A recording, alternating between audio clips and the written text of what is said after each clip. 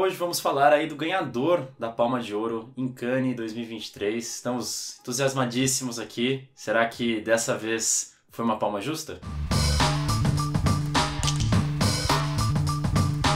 O pai de uma família de escritores é encontrado morto em sua casa. Seria um assassinato? Um suicídio? Um acidente? A Anatomia de um Crime acompanha as sessões de tribunal da esposa acusada de envolvimento nessa fatalidade. Bom, Nathan, hoje eu tô com um visual diferente. Você tá vendo aqui, ó, que eu tô com meu chapeuzinho otaku aqui, ó, da Katsuki, do Naruto. Então, se você pegou a referência aí do símbolozinho, fica aí pra vocês, que não tem nada a ver com esse vídeo, mas eu queria falar do meu chapeuzinho. E esse vídeo, ele também é especial porque é aquele vídeo que abre a Mostra Internacional de Cinema. Esse evento é um dos maiores festivais de cinema da América Latina, que acontece do dia 19 de outubro a 1 de novembro. Então a gente vai trazer várias coisas bem interessantes sobre esse festival e vamos fazer aí críticas exclusivas de filmes aí que vão estrear lá na frente aqui no Brasil, mas a gente já vai conseguir fazer a crítica desses filmes. Bom, Nathan, esse vídeo é especial, mas aqui a gente continua com os mesmos hábitos de sempre. E eu vou te fazer essa pergunta e, gente, isso é real. Eu vou perguntar pro Nathan agora se ele gostou ou não do filme, porque eu também não sei. Pedro, eu gosto do filme. Confesso que assim, eu não sou o maior empolgado por ele. Enfim, também não assisti nenhum outro filme de Cannes ainda desse ano pra dizer se eu concordo ou não concordo. Mas acho que é um filme bem executado. Mas antes de falar disso, eu só queria comentar aqui também na mostra. É sempre um momento de muita animação aqui pra gente. A gente vai estar cobrindo também no Letterboxd, nas redes sociais ali no Instagram que a gente tem. Então, você que é de São Paulo, você também vai poder conferir os filmes. É só você colar ali no app da Mostra e comprar os ingressos. Alguns são bem concorridos, tem filmes grandinhos aí, como esse aqui que a gente vai falar hoje. Mas certamente vocês devem conseguir assistir coisas legais por lá. Mas vamos lá, Eder, né? Acho que, falando aqui do filme, apesar dele ter toda essa gramática de dramas de tribunais, né? A gente já tem uma infinidade de filmes na história do cinema nesse sentido, eu acho que aqui eu tenho a impressão de que ele está muito mais próximo de uma história de um casamento, de um Kramer versus Kramer, que tem até ali um fundo jurídico, mas está muito mais interessado na discussão de relacionamento ali dos personagens e menos no suposto crime. Tanto é que a discussão ali que muitas vezes a acusação e defesa vai trazer foge um pouco, né, de uma esfera factual, né? Vai perguntar se, por exemplo, ela traiu, se ela é uma pessoa bissexual, se ela é abusiva, se ela é ausente com o filho, e aí pro marido, se ele era uma pessoa depressiva, se ele era um bom escritor, se ele era frustrado, todas questões que de fato não vão ajudar a resolver esse mistério que a gente tem ali no filme, mas que dizem muito sobre o relacionamento que eles dois tinham ali, a dinâmica que a gente vai desmontando conforme a gente avança nesse julgamento. E como o Eder disse ali no começo, na sinopse, não fica claro se esse personagem ele foi empurrado pela esposa, se ele se suicidou, ou eventualmente se ele estava muito animado ali dançando a música do 50 Cent e de repente tropeçou e caiu. Eu acho que isso joga muito em favor do filme porque a gente está ali junto com o júri, né, ouvindo tudo em primeira mão, apontando dedos, mudando de opinião, ouvindo um contraditório que de repente muda o desenrolar das coisas. Como o filho desse casal diz em um momento chave ali do filme, talvez se a gente não sabe efetivamente o que aconteceu, vale entender por que que isso possivelmente teria acontecido. E aí, isso obviamente revolve ao que eu estava falando do relacionamento muito mais forte do que de fato a análise do crime, do fato em si, né? Então vira uma lavação de pano em tempo real, só que em vez de a gente ter ali o casal brigando, embora a gente tenha até ali uma cena que isso aconteça, a gente tem quase como o fantasma desse homem ali assolando essa mulher e ela rebatendo o tempo inteiro. E no meio dessas intrigas, acho que o filme abre espaço aí para uns debates de moralidade bastante interessantes no relacionamento do casal, né?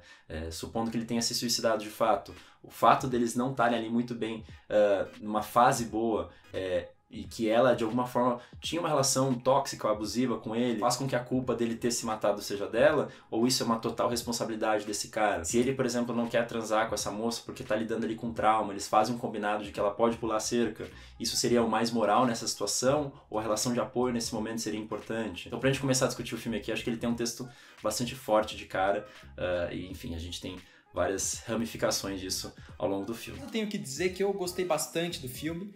Talvez ali no terço final eu tenha ali algumas considerações que me tiraram um pouco do filme, mas de forma geral é um filme que eu acho que ele consegue trazer bastante ambiguidade entre esses personagens, né? Pra saber se ela é culpada, se ela não é, qual é ali as entrelinhas daquele casal, o que de fato aconteceu. Então eu acho que o filme, né, por ser um filme de 2h30, um filme denso, um filme de tribunal, eu acho que a Justine Triet ela consegue segurar ali o espectador para que ele queira descobrir o que aconteceu de fato, qual é esse mistério que ronda esse caso aí que ainda tá bastante aí obscuro. O Nathan mesmo citou aí História de Casamento, né? Não tem como, de fato, a gente não fazer essa comparação. Eu gosto muito mais desse porque eu acho que ele não é um filme moralista, né? Quando a gente analisa a Anatomia de uma Queda, por mais que ele fale sobre essa ideia de traição, por mais quando a gente fale sobre um relacionamento abusivo, eu acho que ele consegue trazer muito bem a ambiguidade desses dois personagens, tanto dela quanto dele. A gente consegue ali entender os problemas emocionais que ele tinha, né? E isso não exime ele de ser uma pessoa abusiva também com ela, e também algumas características ali que ela tinha com ele. Então eu acho que de fato não é aquele filme que você vai ter ali um vilão. E quando eu vejo História de um Casamento e passando ali um pouco, eu acho que ele foi um filme que envelheceu mal. Porque quando você para ali analisar o final do filme, né? Ali o personagem do Adam Driver, ele ali, por mais que ele seja um homem bastante abusivo, eu acho que o filme dá uma boa passada de pano ali pro personagem dele. E eu acho que isso não é muito legal. E outro ponto é que fazia tempo que eu não via filmes de tribunais, assim, filmes que me chamavam a atenção. Ganhar a Palma de Ouro. Só que eu acho que o que ele distou um pouquinho dos filmes mais clássicos é que eu acho que ele consegue trazer uma visão mais subjetiva do ponto de vista da protagonista. Eu acho que isso traz ali... ele tira um pouquinho o filme dessa zona, assim, de filme tão clássico. E um ponto que eu não tinha como deixar de comentar aqui nesse vídeo, e eu quero saber a opinião do Nathan, porque eu também ainda não sei... Esse filme que ganhou a Palma de Ouro, filme francês, ele não foi escolhido pela França para representar o país no Oscar como filme estrangeiro. Nathan, qual é a sua teoria sobre isso? O que você acha que levou a França a não escolher esse filme? Só antes de responder a sua pergunta, eu queria dizer que sigo fã de História de um Casamento. Acho que são filmes com propostas diferentes, pontos de vista ali do cara, com todas as contradições que podem existir ali dentro também. Acho que muito do retrato que se faz ali do Adam Driver é também um pouco de uma pessoa meio paranoica, meio ignorante, enfim, acho que tá ali um pouco no meio das coisas também. Mas esse não é um filme de História de um Casamento. Eu acho que esse filme talvez não tenha sido selecionado porque grande parte é falado em inglês, né? Talvez a comissão deles ali tenha escolhido por esse fator. Mas aí a gente falando que tudo ali é um pouco relativo, depende de quem conta essa história, com o ponto de vista sempre mudando, a culpa sempre vai mudando. Eu acho que, para além de um filme sobre relacionamento, esse também é um filme sobre construção de narrativa, construção do que seria supostamente a verdade. Em um momento ali no começo do filme que o advogado diz que, de fato, a realidade não importa, né? O que importa é o que as outras pessoas vão achar do que ela está contando. E no fim, né, talvez respondendo ali a indagação do filho, no final do filme, a gente também não vai nunca saber por que as coisas aconteceram como aconteceram. Eu gosto que a protagonista é bastante honesta em dizer que sim, quando a gente está discutindo, às vezes a gente exagera certos pontos, a gente acaba sendo muito mais enfático, porque a discussão está ali sendo mais acalorada, e isso tá ali nesse jogo de manipulação de verdade. A verdade pode estar ali um pouquinho no que a gente está contando, mas a gente coloca um recheio muito maior para a coisa.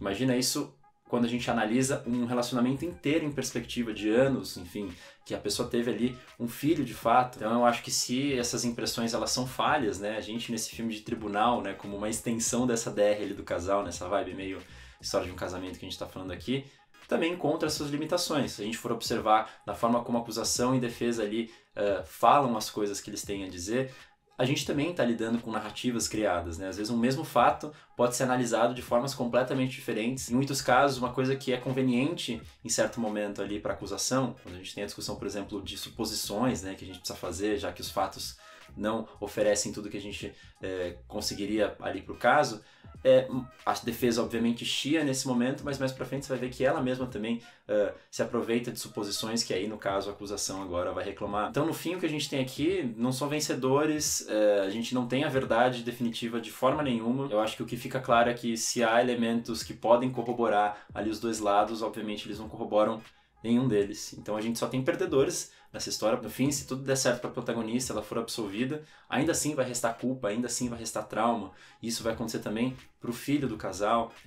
Eu acho que, enfim, o filme ele consegue ali lidar bem com esse balanço das coisas. Eventualmente, acho que o filme ele acaba discutindo muito mais esse procedimento analítico que a gente está fazendo do que talvez devesse, né? Tira um pouco dessa espontaneidade. Eu cito, por exemplo, a cena em que o garoto começa a perguntar por uma conselheira ali se ele deve inventar coisas, se ele estaria sendo justo. Enfim, são discussões que a gente está fazendo aqui a posteriori, mas que obviamente a gente está tirando das relações que a gente vê ali no filme. Acho que quando o filme ele traz essa discussão ali pro diálogo dos personagens, acho que ele deixa muito exposto ali o procedimento dele. não chega a incomodar, mas acho que tira um pouco da espontaneidade, como eu disse. Mas enfim, acho que também são angústias naturais do ser humano, a gente entender se a gente está sendo justo com um aos outros, com as pessoas. Essa questão do idioma acaba sendo também um elemento bastante importante e às vezes que são ali pontos para fazer com que personagens discutam ou pontos para fazer com que personagens não sejam muito bem entendidos, né? Então, eu acho que, de fato, trazer essa questão dessa mistura, né, de francês, de inglês, eu acho que faz todo sentido para essa narrativa, né, que foi colocada ali e, para mim, é muito pertinente. Então, eu acho que talvez tenha sido um pouquinho mais de orgulho ali dos franceses de ter um filme com boa parte do filme ali falado em inglês. Não, André, eu acho que línguas diferentes também trazem formas diferentes pra você contar a mesma coisa, né? Você tem peculiaridade de cada língua, então acho que tá também ali nisso que a gente estava falando de narrativas que o filme vai trazendo. Nathan, sobre essas questões mais analíticas, também, né, quando esses personagens eles começam a indagar sobre o que eles devem fazer ou não, eu acho que isso é colocado de forma, assim, acho que até bastante natural e bem orgânica no filme, porque eu acho que isso vai muito também da atuação. Então eu acho que a forma como isso é colocado no roteiro, a forma como isso é colocado nas situações, não me soa como algo ali um pouco distante, não me tira do filme. Eu acho que, pra mim, faria muito sentido que esses personagens se questionassem, ainda mais como você citou, né, uma criança ali, né, que tá muito confusa, que tá ainda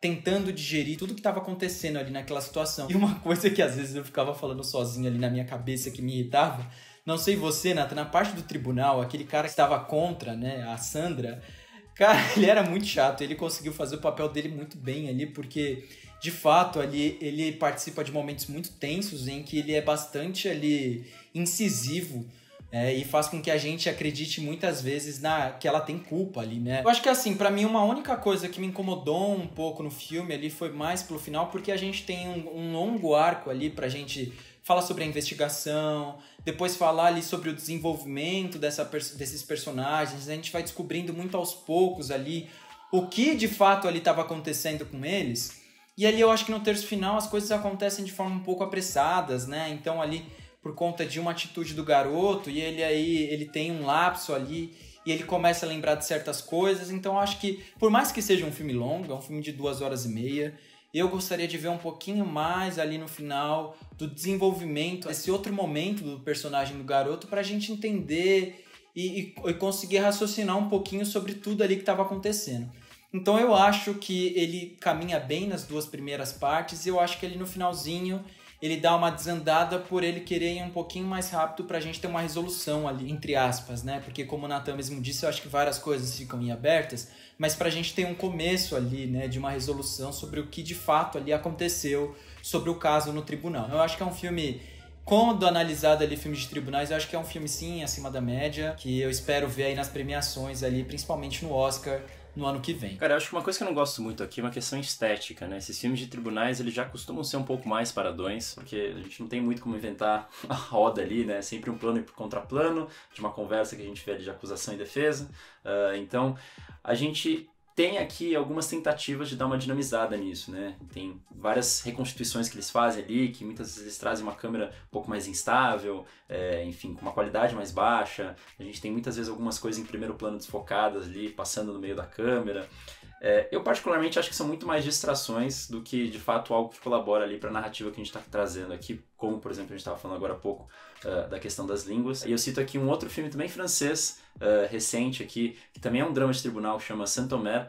Ele fala, enfim, de um tribunal racista, né? Enfim, que o júri é completamente enviesado contra ali a moça acusada, que é negra, que eu acho que tem uma solução muito mais simples, né? A gente tem essa personagem, como eu disse, negra, que usa trajes ali também marrons, mais escuros, e que muitas vezes a gente tem um plano parado dela no fundo ali de madeira, também um tom parecido com a cor da pele, com a roupa que ela está usando. Acho que a sensação que a gente tem ali é de apagamento, né? Dessas pessoas que elas e os familiares que estão assistindo ali, de alguma forma, não têm essa legitimidade do Estado e por isso precisam se apagar.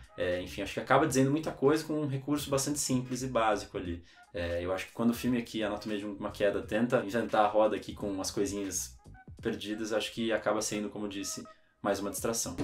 Agora chegou aquele momento maravilhoso do vídeo, eu vim te recomendar. Nathan, você vai trazer uma dica aí de filme de tribunal? Não vale uma história de casamento, hein? pense em outra coisa, porque eu quero ver outro filme. Outra dica sua, hein? Me conta. O 20 recomendário podia muito bem ser aqui o Santomer, embora eu não goste ali muito do final, que acho que é um pouquinho panfletário além da conta. Mas eu acho que, enfim, é um filme interessante pra você até fazer uma comparação aí desses dramas de tribunais recentes ali no cinema francês. Então fica a dica de Santomer. Mas também tem um outro filme que também é um drama de tribunal, que começa com um contexto de guerra, depois ali vai levar para uns outros bocados aí. Enfim, um recorte aqui, né? A gente tem tantos filmes nesse sentido, mas é um filme dinamarquês chamado A Guerra, Krigen, em dinamarquês, não sei como se pronuncia, que também está nesse mesmo sentido. Quis trazer aqui uns nomes talvez um pouco menos comuns do que, sei lá, o Chicago 7 lá, ou Nuremberg, 12 Homens e uma Sentença, que são filmes muito clássicos aí nisso. São filmes aí que eu amo de paixão, mas acho que eles são bem competentes, então se você quiser ir conhecer cinemas de outras partes do mundo, talvez aí sejam boas pedidas. Mais uma vez, não esqueçam aí de curtir o canal, não esqueçam aí de comentar e recomendar para os seus outros amigos aí, porque eu sei que, né, a gente já tem um monte de canal de cinema, mas o nosso aí é queridinho, porque a gente fala de vários filmes que outros canais não estão falando. Então não esqueça de nos recomendar aí para os seus amigos, tá bom? Então é isso. Um grande beijo e até mais.